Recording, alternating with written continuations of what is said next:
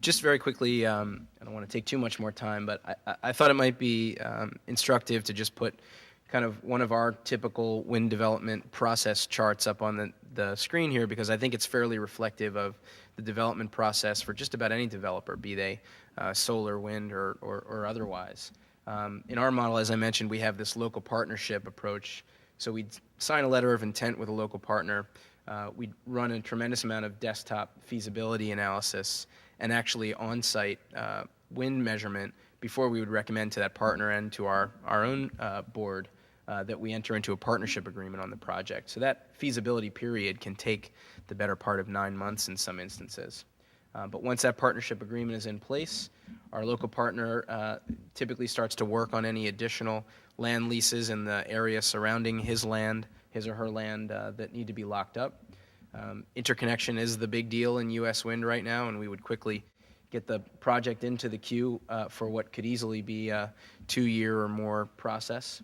A few months after that, we'd begin work on some of the environmental studies and heading off any local opposition that could potentially come up.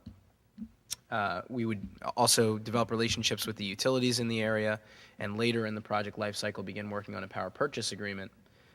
We would, as we get a little bit further down the road in development, we'd begin work with balance of plant providers and on some preliminary engineering for the project.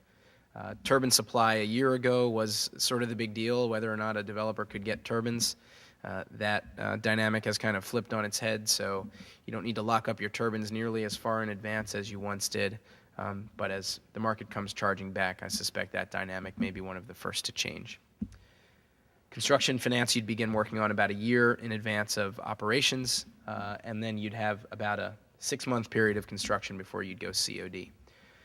All told, this process can be 4 years, 3 years, could even be a little bit longer. We've done it in less time, but it's always long, it's always costly, and it bears a lot of risk. But there is significant economic potential in getting it right. Just to close, why do we exist?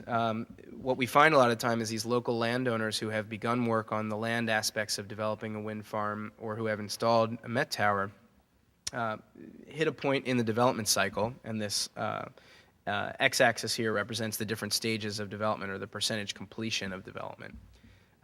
That local partner, that local landowner, that local developer often hits the wall in terms of the amount of capital that they have to allocate to the development process, the amount of experience and relationships that they have in wind development in general.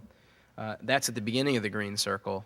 The end of the green circle is the time at which some of the large-scale IPPs or utilities would consider entering the project either as an off-taker or as an investor, certainly before project finance would become available to the project. So the blue line is the step up in cost, which for a 50-megawatt project, in this case, we estimated could require as much as $25 million of capital.